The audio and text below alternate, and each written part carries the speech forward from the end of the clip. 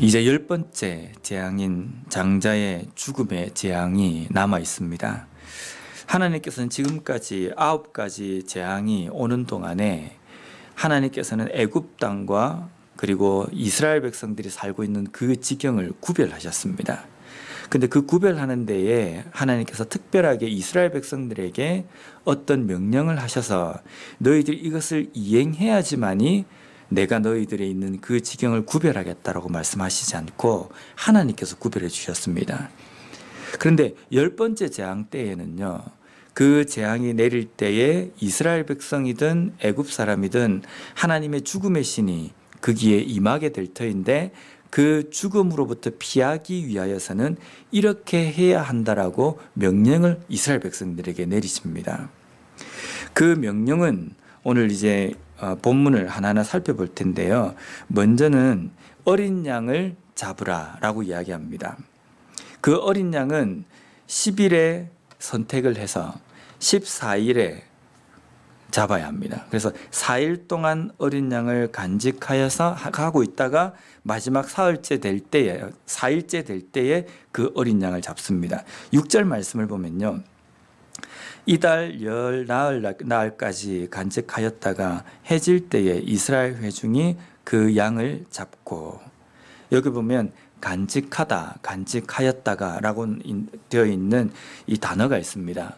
이 단어가 히브리 원어로는 그냥 단순하게 보관만 하고 있는 그 의미가 아니라, 간직이라는 것은 먹을 것도 주고 그리고 신경을 쓰고 그리고 아주 관심을 가지고 돌보는 것을 이야기합니다.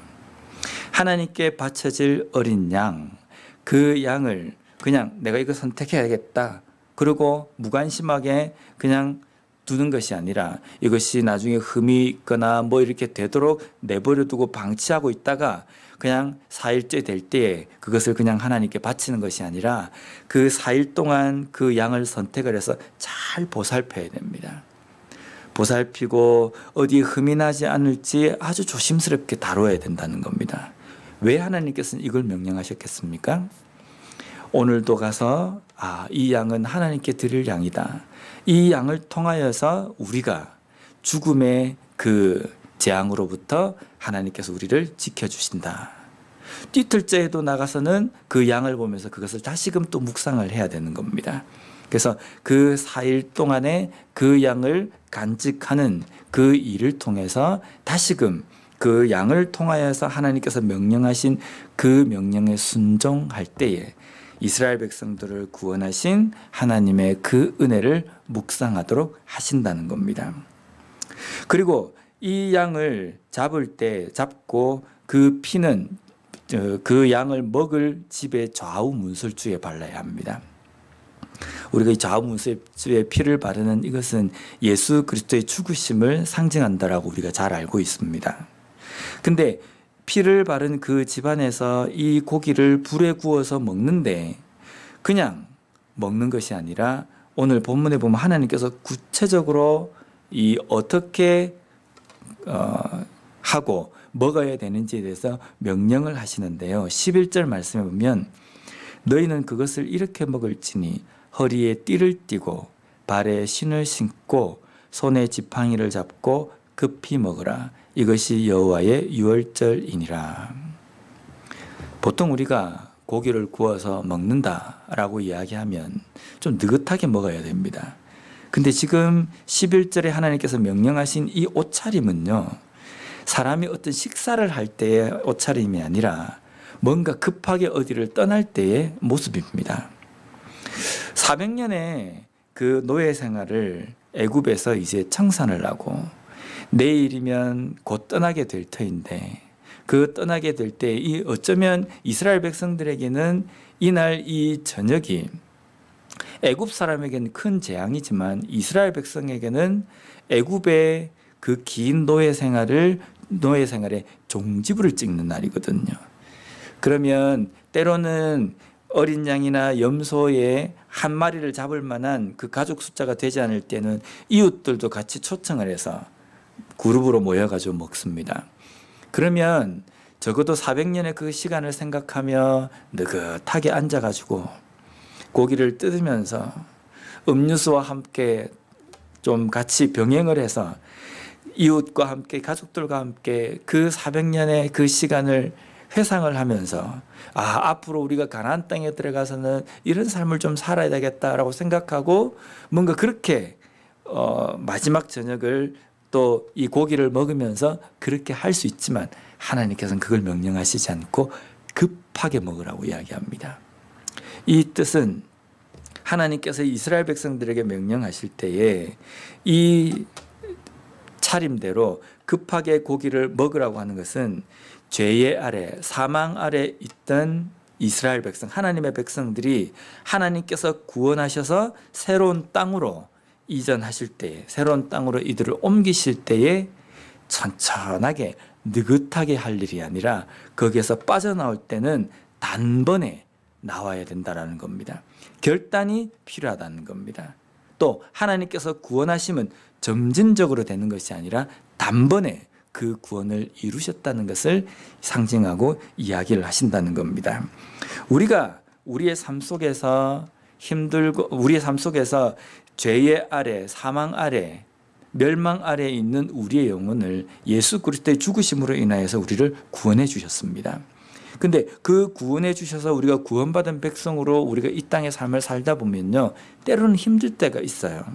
그리고 정말 어렵고 또 믿음 때문에, 신앙 때문에 어떤 고난을 받거나 또 핍박을 받을 때도 있습니다.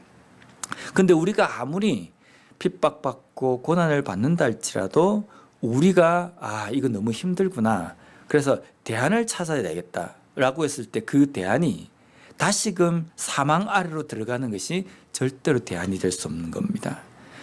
그때가 좋았다라고 이야기해서는 안 된다는 겁니다. 애굽 사람들에게도 마찬가지입니다. 급하게 신발을 신고 지팡이를 짚고 허리띠를 띠고 급하게 고기를 먹고 애굽에서 빠져나왔습니다. 그래서 광야의 시간을 보내는데 이 광야의 시간이 이만저만 힘든 일이 아니지 않습니까? 그래서 이만저만 힘들지 않다 할지라도 이스라엘 백성들에게 지금의 이 힘든 삶의 대안이 어디 있을까? 그래서 애굽에서 지내던 그 400년의 시간이 그들에게 대안이 될 수 없는 겁니다. 그런데 이스라엘 백성들은 조금만 힘들면 어떤 것을 대안으로 내놓습니까? 애굽에서 살던 때가 좋았다. 심지어는 가나안 땅에 들어가 가지고 이스라엘 백성들이 살고 있으면서도 계속 눈은 애굽 땅으로 향했습니다. 뭔가 조금만 힘들면 그 애굽에 우리가 한번 좀 손을 벌려볼까? 또 여러 가지 주변에 있는 강대국들이 침략을 할 때에도 하나님을 바라보기보다는 저 애굽이 우리를 도와줄까? 항상 이스라엘 백성들이 가지고 있던 그 미련은 애굽에서 벗어나지를 못했다는 겁니다. 하나님의 백성, 구원받은 백성들이 이 땅의 삶을 살아갈 때 믿음으로 살아가면서 힘들고 어려운 그 상황이 핍박 가운데 있다 할지라도 절대로 다시금 사망 아래 들어가는 것이 우리의 삶의 대안이 될 수 없다는 겁니다. 하나님께서는 이 출애굽의 유월절에 어린 양을 잡는, 그리고 그 어린 양을 먹는 이 행위를 통하여서 구원받은 백성들이 이 땅에서 어떤 삶을 살아야 하는지, 그리고 이전에 구원받기 이전에 사망 아래에 있었던 우리의 상태가 어떤 상태였는지 그것을 다시 한번 깨닫고 묵상하도록 하십니다. 또 이스라엘 백성들에게 이 날이 이제는 1월이 첫째 해의 첫째 달이 될 것이라고 이야기하십니다. 왜냐하면 죽었다가 새로운 생명으로 다시금 시작하는 달이기 때문입니다. 우리의 삶에서 구원받은 백성으로 이 땅의 삶을 살아갈 때에 유월절에 하나님께서 명령하신 것처럼 우리의 삶에서 끊임없이 죄의 문제에 대해서는 결단이 필요합니다. 이 결단은 느긋하게 점진적으로 할 것이 아니라 즉각적인 결단이 필요하다는 겁니다. 그리고 우리를 구원해 주신 그 하나님의 은혜 때문에 우리는 내가 몇 월 며칠, 몇 년, 몇 월 며칠에 내가 예수님을 영접해서 내가 구원받았다, 이거 가지고 우리가 살아가는 것이 아니라 우리가 구원받아서 새로운 생명을 얻은 오늘 6월절의 첫 해, 첫 달은 매일매일이 되어야 됩니다. 오늘 내가 구원받은 백성으로 새로운 생명으로 내가 오늘도 산다. 내일 우리가 눈을 떴을 때에도 우리가 하나님 앞에 감사해야 될 것은 새로운 생명으로 오늘이 내가 처음이다 라고 생각하고 살아가는 것, 그것이 그리스도인의 온전한 삶입니다.